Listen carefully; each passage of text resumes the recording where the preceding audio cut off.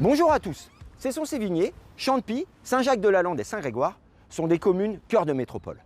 À ce titre, et selon les accords passés avec Rennes Métropole, elles se doivent d'être dotées d'un transport en commun en site propre, c'est-à-dire en voie réservée par rapport à la circulation. À l'heure où nous parlons, Rennes Métropole vient de finaliser les études de faisabilité. Nous entrons désormais dans une phase opérationnelle. Alors concrètement, dans ce quart d'heure grégorien, Laetitia Remoissonnet, Jean-Yves Guyot, nous vous posons la question. Pourquoi et comment un trambus à Saint-Grégoire? Bonsoir à tous. Bonsoir Jean-Yves et je voulais aussi remercier Fabien pour la présentation de ce deuxième quart d'heure grégorien. Bonsoir Jean-Yves. Jean-Yves, tu es en charge des affaires métropolitaines, donc des sujets souvent structurants pour la commune. Et je voulais te remercier d'être à mes côtés pour ce deuxième quart d'heure grégorien. Et je voulais aussi évidemment remercier l'ensemble des internautes qui nous suivent ce soir. Avant toute chose, on va vous lancer le premier micro-trottoir posé à des jeunes filles grégoriennes à propos du trambus. Mais c'est quoi un trambus? Mais oui, c'est quoi? Mais c'est quoi un trambus? Mais ça va servir à quoi? Bah oui, à quoi? Alors le trambus est un projet donc, porté par la métropole de Rennes et on vous propose avec un petit film d'animation qui va vous présenter ce que c'est le trambus. Métropole a besoin, c'est de continuer à développer les transports en commun en dehors de la rocade pour irriguer les communes, tout en respectant l'environnement, le territoire et ses habitants.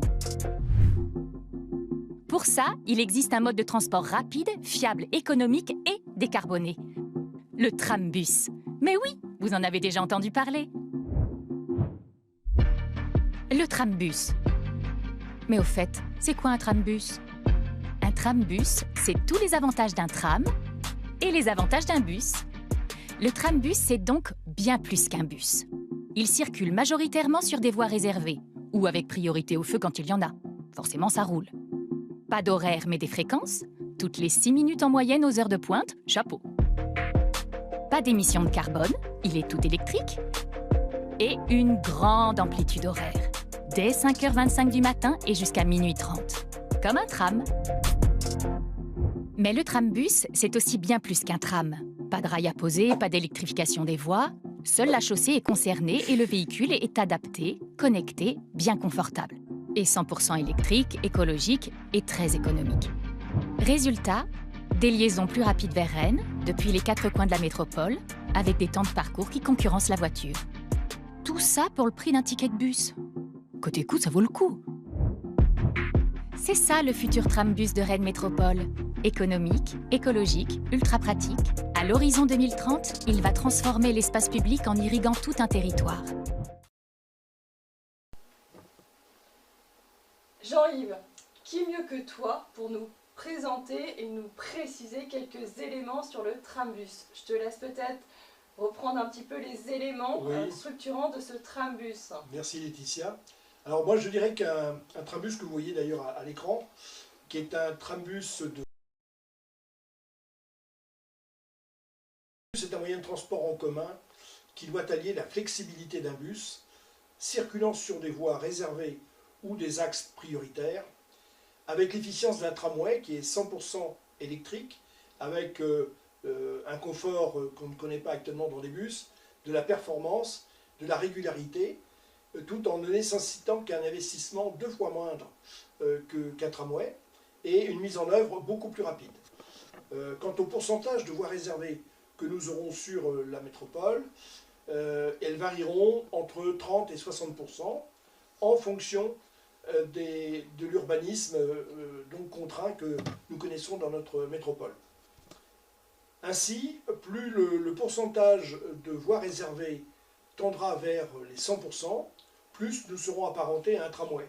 Par contre, plus on tendra vers le 10 ou voire même le 0, et plus là on sera simplement qu'un bus. Donc on a quand même intérêt à avoir soit des voies réservées, soit des voies prioritaires.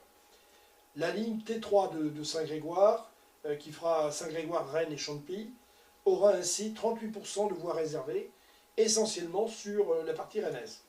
À titre d'information, les 4 lignes de trambus, dont 2 sont sur Saint-Grégoire, représenteront 90 000 voyages par jour, soit presque la fréquentation que l'on a connue au démarrage de la ligne B du métro. Merci Jean-Yves pour ces précisions. Peut-être rajouter finalement la T3 voilà, du projet de la métropole correspondra à l'actuelle C2, voilà, quelque part, avec un gain assez modéré en termes de service public, tu vas nous le préciser tout à l'heure. Mais avant toute chose, je voulais également lancer le deuxième micro-trottoir avec les questions que se posent les Grégoriens sur le trambus aujourd'hui.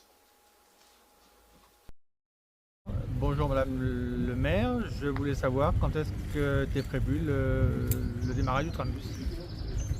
Quels sont les travaux que ça va engendrer sur Saint-Grégoire? Et qu'en est-il de l'emprise foncière dont on nous a parlé de chaque côté de la ligne? Voilà. J'ai entendu dire qu'à terme, ça impliquerait de construire que des logements, des logements tout le long de la... Est-ce que c'est vrai? Est-ce que c'est une hypothèse? Alors peut-être quelques éléments de réponse sur le démarrage des travaux, puisque ce sont des projets métropolitains. Donc je vais commencer par la première, la T1, dont le démarrage de travaux est prévu en 2026 pour une mise en service en 2029. Et pour la T3, qui nous concerne plus particulièrement, un démarrage de travaux en 2028 avec une mise en service 2030. Peut-être, Jean-Yves, peux-tu nous expliquer un petit peu ce que va engendrer les travaux dans notre vie quotidienne à Saint-Grégoire? Alors pour la T3, parce qu'elle nous concerne directement, puisqu'elle dessert toute la commune, il n'y aura aucun ouvrage d'art important, donc comme on aurait pu penser le pont SNCF ou le pont sur la Rocade, et que c'est le tracé de la C2 qui va accueillir le trambus. Donc on aura principalement des travaux, je dirais, de second ordre, notamment la vérification des réseaux au droit des stations, puisque compte tenu du poids des trambus et de l'orniérage qui peut intervenir, il faut renforcer la chaussée des stations et donc vérifier d'abord les réseaux. Également, les stations seront allongées puisqu'on sera en capacité d'accueillir des trambus de 24 mètres, donc ils auront tous déjà ce format. Nous aurons également des adaptations de voirie, notamment entre Forges et Houtenreuth, également au Carrefour, puisqu'ils sont équipés de feux spéciaux, dont Forges, également des pistes cyclables d'accompagnement, et aussi une voie réservée au bout du monde, lorsque les habitants commenceront à habiter dans ce secteur. Et puis aussi, nous aurons des replantations d'arbres, 1 pour 3, pour les arbres qui auront été abattus, puisque pour un certain nombre de travaux, et notamment je pense aux stations, il faudra supprimer quelques arbres, et également dans la descente d'Houtenreuth, où on est contraint en termes d'espace. Je rappellerai malgré tout qu'on aurait pu avoir une punition un peu plus sérieuse, puisqu'initialement, le tracé devait passer par le boulevard de la Duchessane, la rue de l'Abbé Filot, le boulevard ensuite de Surcouf en passant par le rond-point d'Holywell. Et donc ça aurait induit un plan de circulation drastique et contraint qui aurait obligé les automobilistes à sortir par la rue d'Escalciade, puisque les voiries auraient été dédiées uniquement au trambus, et on aurait eu donc effectivement une restructuration du centre-ville particulièrement douloureuse. Et c'est pour ça que moi tout de suite j'ai refusé ce tracé qui était beaucoup trop destructeur, même si techniquement il apportait des intérêts. Donc également, j'en profite pour dire que concomitamment, le groupe projet avait acté dès le départ, dès la première réunion, de sanctuariser l'avenue du Général de Gaulle pour sa qualité environnementale. Le choix a été fait de ne pas faire des voies réservées, on aurait pu faire 2 fois 2 voies, puisque nous avions déjà, depuis 2010, anticipé, avec des voies réservées par alternance, qui donnent satisfaction à tout point de vue, et qui assurent une vitesse commerciale tout à fait acceptable. Alors ça avait été fait en 2010, puisque nous avions obtenu de la métropole un accord de TCSP dès 2007. Et donc même chose pour le boulevard de Larry-Coquet, où 2 fois 2 voies ne s'imposaient pas, puisque aujourd'hui les vitesses commerciales sont plus qu'atteintes, et donc on a fait des économies sur ce boulevard. Peut-être effectivement pour te compléter, Jean-Yves, finalement un T3 qui va engendrer des travaux pour un coût significatif, même si c'est à l'échelle métropolitaine, mais on est toujours garant des deniers publics quelque part, pour gagner 8 minutes pour aller à Rennes, ce qui est finalement assez peu en termes de niveau de service. Donc la question peut se poser en matière de mobilité. Mais je voulais aussi t'interroger, et puisqu'on en parle beaucoup dans la commune, il y a une question qui nous a été posée sur la confusion entre le PLH et le trambus, qui sont souvent des schémas, des éléments qui sont un petit peu mélangés, parce qu'on est bien sur 2 sujets un petit peu différents, même s'il y a des implications. Alors, effectivement, mais comme tu parles effectivement des 8 minutes, je vais revenir sur ce gain, puisque c'est un des éléments donc, du positif du trambus pour les usagers, puisque nous aurons pour la T3 par exemple, nous aurons une correspondance avec la T1 au niveau du centre Leclerc, qui sera un terminus pour la T1. On abaissera les temps de passage de 9 minutes à 6 minutes en heure de pointe. On aura davantage d'heures de passage. On passe de 98 à 125 par jour, dans les 2 sens, et également de pistes cyclables. Alors pour la réduction des 8 minutes dont tu parles, qui se situe entre Forges et République, c'est effectivement ce que Rennes Métropole nous annonce. Et c'est assez peu, objectivement. Alors c'est assez peu, parce que ça se fait surtout sur Rennes, mais surtout, il y a quand même un point d'interrogation à cela. Parce que pour assurer la régularité du trambus, quand on n'est pas en voie réservée, on est en axe prioritaire, il faut donc équiper tous les carrefours de feux avec des déclenchements automatiques à l'arrivée du trambus pour libérer le passage, parce que le trambus normalement ne s'arrête pas. Il s'arrête uniquement aux stations. Donc déjà, il faut que tous les carrefours soient équipés en feu. Donc pour le moment, les études opérationnelles n'ont pas commencé. On verra donc quels sont les travaux qui sont réellement engagés pour ça. Le deuxième point, c'est le point que moi j'appelle point dur, qui est le rond-point de la Plesse, donc au centre Leclerc, puisque nous aurons l'intersection de la T1 qui sortira du centre Leclerc vers la rue Chenet-Bourgard, avec la T3 qui, elle, ira tout droit en direction de Rennes. Il faudra donc qu'il y ait une cohérence dans les flux, et ça, ce n'est pas évident, puisque la rue du Chenet-Bourgard ne sera pas restructurée comme il aurait fallu qu'elle le soit, c'est-à-dire avec des voies réservées. Dans un premier temps, il y aura peu de travaux de fait, on les fera à minima, puisque la métropole n'est pas propriétaire de tous les espaces fonciers. Alors c'est pour ça qu'on risque, puisque déjà on est en situation à certaines périodes de thrombose en matière de flux, et également c'est pour ça qu'il faudra que les travaux du centre Leclerc, qui a un projet d'extension, soient aussi en cohérence.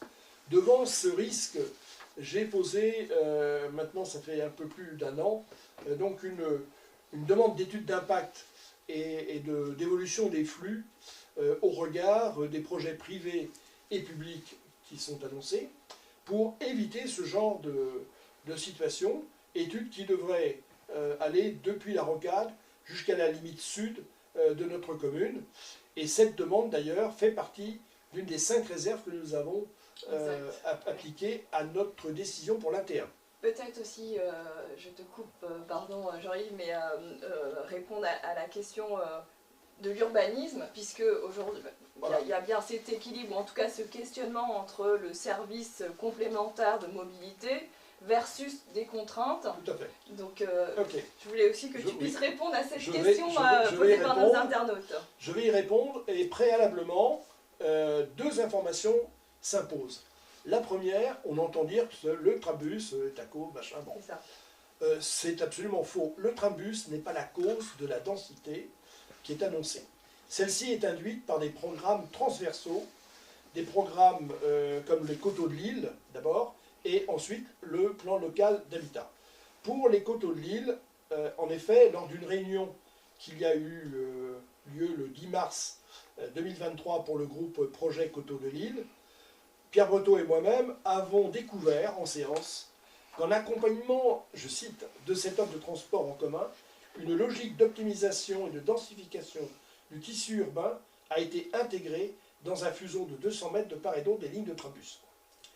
Pierre Breteau et moi-même refusions cette décision, non prévue dans le programme de trambus, qui avait été validé le 8 juin 2022, qui n'existe pas dans les documents d'urbanisme en vigueur et qui contredisait la finalité du rapport de juin 2022, qui n'avait absolument pas donc formalisé cette demande. Et on nous avait interrogé d'ailleurs sur nos prévisions de projets d'urbanisme dans les corridors du trambus. Et chaque commune avait répondu, et on n'était pas du tout sur ces 100 logements à l'hectare sur l'ensemble de la ligne. Le second programme transversal, c'est le plan local d'habitat, puisque ensuite nous avons découvert que finalement on aurait une densité de 100 logements et plus sur le faisceau du trambus, et on a vu ensuite que finalement c'était tout le tissu urbain construit des communes de cœur de métropole qui était impacté, puisque maintenant il n'y a plus de différence entre ce qui est prévu pour les faisceaux de bus et également le centre-ville de Saint-Grégoire, c'est-à-dire les zones où on a des constructions.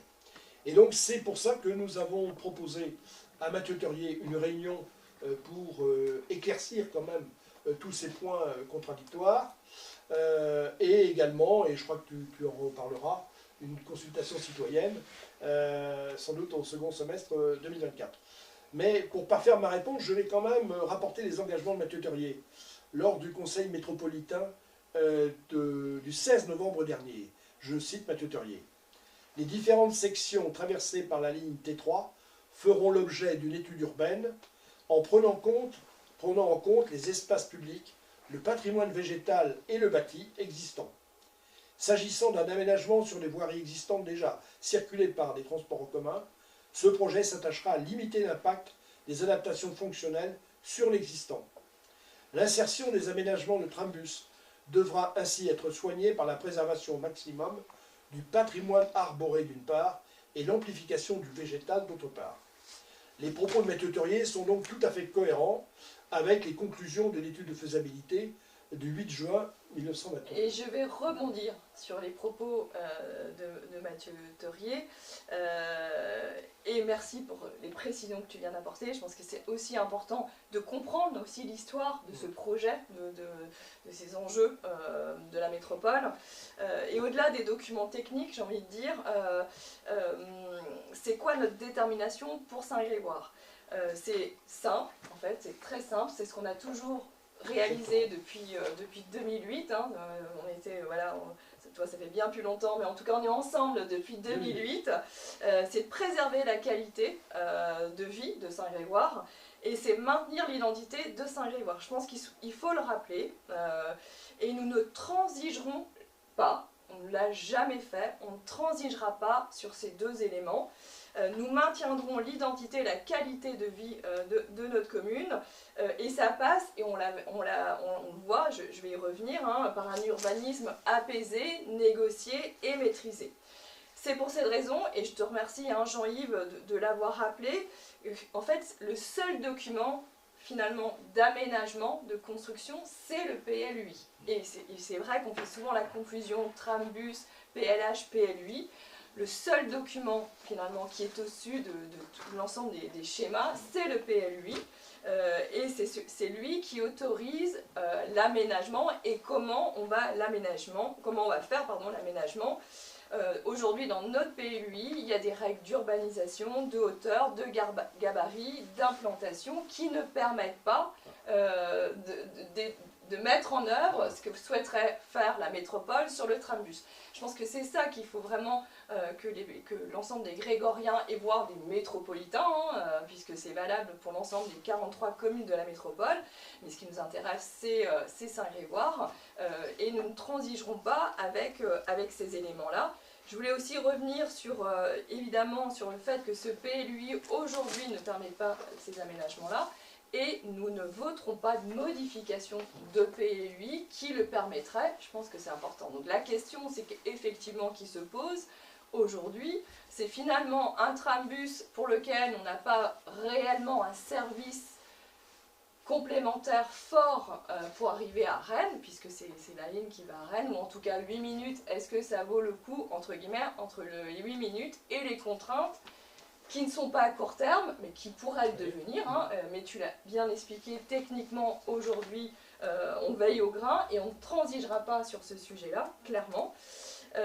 Mais c'est aussi de pouvoir évidemment penser, quand on parle PLH, tu l'as dit Jean-Yves, 100 logements à l'hectare, c'est aussi des chiffres qui font peur. Je voulais juste voilà, rappeler que oui, nous avons voté le PLH en 2008, enfin en 2011 plus exactement, pour être précise, et aujourd'hui le PLH permet le développement de la population, et je le dis souvent, on se réjouit quand même d'avoir une métropole attractive, et de permettre d'offrir des logements aux Grégoriens, et le PLH, ça n'est que 30% finalement de logements sociaux, 30% d'accession à la propriété, et 30% pardon, on va dire, de logements libres. C'est aussi important de pouvoir avoir cette offre assez diversifiée pour les Grégoriens. Je pense à nos enfants, qui aujourd'hui ne peuvent pas toujours accéder au vu des prix du logement et finalement les produits PLH le permettent, ou à nos aînés, qui bien souvent ont des maisons trop grandes et qui n'ont plus les moyens physiques, cette fois-ci, de l'entretenir et souhaiteraient en tout cas intégrer un logement. Et on le voit, et je voudrais voilà, le démontrer par une construction qui a été faite il n'y a pas très longtemps, le Bellagio, Jean-Yves, hein, oui. qui respecte les règles du PLH, qui permet clairement une accession à la propriété à la fois pour nos seniors dans le cas d'espèces, mais en tout cas qui s'inscrit complètement dans l'identité de Saint-Grégoire, et c'est ça qu'on veut porter, et jamais on ne transigera avec la métropole sur l'identité de Saint-Grégoire. Alors oui, on discute, tu discutes, et je me permets encore une fois de te remercier Jean-Yves pour tout ce dialogue que tu peux faire avec la métropole, et tu sais aussi notre vision, tu la portes également. Exactement. Sur la maîtrise de l'urbanisation, donc on dialogue avec la métropole sur l'ensemble de ces sujets, mais on ne transigera pas sur notre qualité de vie et notre identité, et on l'a toujours fait, et ça nous a toujours réussi jusque-là. Effectivement, peut-être Fabien, on a sans doute aussi des questions de nos internautes sur le trambus. Fabien, je t'invite à nous rejoindre et je te remercie d'être avec nous à nos côtés pour ces quarts d'heure grégoriens. Bonsoir à tous, merci beaucoup. Effectivement, on a eu beaucoup d'internautes ce soir qui se sont connectés, beaucoup de questions, on va essayer d'y répondre. Les questions auxquelles on n'aura pas le temps de répondre, elles seront répondues ultérieurement. Exactement. Par rapport à ça. Déjà, il y a une question sur la garantie concernant le PLUI. Voilà, on me dit que ça peut changer. Alors voilà. Oui, le PLUI donc, est une compétence intercommunale. Hein. Aujourd'hui, on est en dialogue avec la métropole sur le PLUI. Comme je l'ai souvent dit, et Jean-Yves le confirmera, depuis la constitution de la métropole en 92, on a toujours été dans la discussion, et jamais la métropole jusqu'alors n'a modifié le PLUI contre l'avis de la commune, quelle qu'elle soit. Donc évidemment qu'il pourrait y avoir un risque demain. Aujourd'hui, ce n'est pas le cas. Ça fait aussi sens pour le territoire, puisqu'une métropole, c'est d'abord quoi? C'est d'abord ses communes. Et on est là, tous les maires, tous les élus sont là pour discuter et trouver un avis effectivement qui permet d'associer à la fois la métropole, mais dans les conditions souhaitées par la commune. Ok, on a beaucoup de questions et d'inquiétudes, et vous y avez tous les deux en partie répondu, mais peut-être repréciser ce que deviendront les habitations à proximité de la rue Général de Gaulle. Voilà. Alors, ça rentre dans ce qu'on appelle le faisceau. Je ne pense pas que la métropole ait une intention, d'ailleurs, ils n'ont pas les moyens, d'exproprier, puisque le terme a été utilisé en réunion des Coteaux de Lille il y a 2 ans, par Claire Shorter, suite à mon intervention. Donc ce n'est pas dans l'objectif de la métropole. Par contre, quand on annonce une densité de 100 logements à l'hectare, ça donne un signal notamment aux promoteurs immobiliers. Parce qu'aujourd'hui, on est devant ce qu'on appelle le ZAN, c'est le zéro artificialisation nette, c'est-à-dire qu'on ne peut plus prendre le terrain agricole pour faire des programmes immobiliers, on doit utiliser déjà des secteurs qui sont déjà urbanisés, soit les friches industrielles ou autres. Et donc effectivement, on pourrait imaginer qu'il puisse y avoir quelques opérations à partir comme ça, mais ils n'ont pas plus de risques que les autres. Et je voudrais rebondir sur ce que vient de dire Jean-Yves. Il y a d'un côté le trambus, la politique mobilité, et la politique d'aménagement. Encore une fois, la politique mobilité, ils peuvent dire ce qu'ils veulent dedans, c'est bien le PLUI qui s'impose. C'est vraiment le document cadre. Et jamais, jamais, jamais, on ne transigera sur la qualité de vie de Saint-Grégoire. On ne l'a jamais fait, on ne le fera jamais. Aujourd'hui, le PLUI de Saint-Grégoire, qui concerne ce périmètre-là, ne permet pas d'aménager ou de construire des immeubles ou de densifier. Voilà. Il faut être clair là-dessus. Je pense que les inquiétudes des habitants, elles sont légitimes, mais il faut aussi être clair sur la réponse. Alors, ce que je voudrais juste rajouter à ce que dit Laetitia, l'espace foncier nécessaire au trambus est suffisant. C'est la ligne C2. Donc on n'a pas besoin de reprendre d'autres fonciers pour réaliser cette voirie. Et deuxièmement, il faut rappeler qu'au niveau des votes, quand même, il faut le dire, la ligne T3 n'a pas été présentée ni au conseil municipal de Saint-Grégoire, donc elle n'est pas approuvée. Elle n'a pas été présentée aux Grégoriens, et tout ça puisqu'on a connu le décès de Pierre, qui n'a pas permis que l'on s'exprime le 16 novembre dernier sur la présentation du projet de la T3. Quant à la T1, nous avons émis un avis de principe assorti de 5 réserves, et il y en a 2 qui sont fondamentales et qui ne sont pas levées.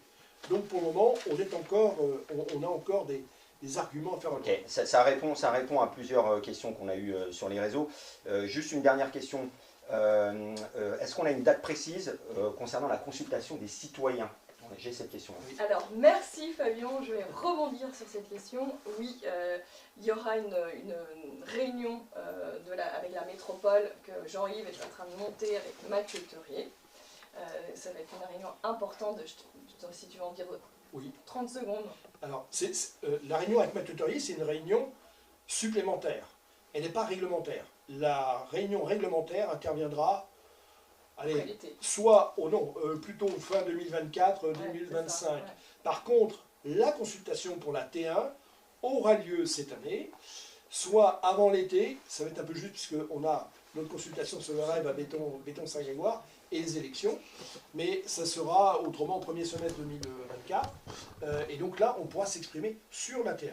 Et je rebondis du coup, puisque vous l'avez compris, ce sujet d'une trambus, il se pose très clairement. Est-ce que nous, Saint-Grégoire, on accepte le fait d'avoir un trambus et donc les contraintes qui vont avec pour gagner 8 minutes? Et dans cette logique, on vous proposera une concertation à l'ensemble de la population pour que vous nous disiez aussi, vous donniez votre avis sur l'enjeu d'avoir cette ligne de trambus qui n'en est pas une, il faut le dire quand même, et potentiellement, alors aujourd'hui, je le redis, ce n'est pas possible parce que PLUI s'applique, mais qui sait ce qui va se passer dans 15 ans, dans 20 ans, comme l'a dit Jean-Yves, on est encore loin des esquisses, mais peut-être qu'elles arriveront. Ok, merci en tout cas pour les réponses. Alors, il y a d'autres questions qui sont arrivées. On y répondra, comme je le disais, on y répondra ultérieurement à cette émission. Donc voilà. Oui, parce que le quart d'heure grégorien, comme son nom l'indique, c'est un quart d'heure, en tout cas un petit peu plus, mais pas trop, donc on l'a un peu dépassé. Je voulais remercier Fabien, évidemment, pour être à nos côtés chaque vendredi de fin de mois. Jean-Yves, vraiment merci, parce que je voulais te remercier pour toute la technicité que tu apportes et tout le suivi de ce dossier. Je remercie l'ensemble des internautes, bien évidemment, l'ensemble des Grégoriens et Grégoriennes qui nous regarderont sans doute en replay. Et je vous donne rendez-vous au prochain quart d'heure grégorien, qui sera le 24 mai, qui sera sur la ZAC du bout du monde. Là aussi, un enjeu important. À très vite. Merci. Bonne soirée, au revoir. Bonne soirée, au revoir.